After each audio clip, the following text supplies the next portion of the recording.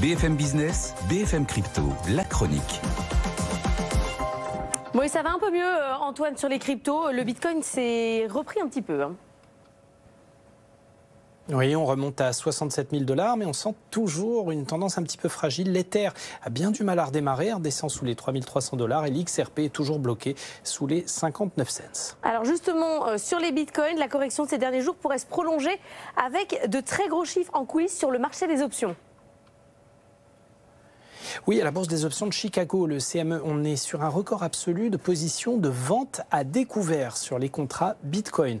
Selon les derniers relevés à la fin du premier trimestre, on en était à 16 102 positions prises à découvert sur les contrats standards CME Bitcoin. C'est 5 Bitcoins chacun et c'est du jamais vu. Une situation qui tend à prouver que ce sont les hedge funds positionnés avec effet de levier qui sont à l'action et qu'on redoute sur les marchés un décrochage massif des cours.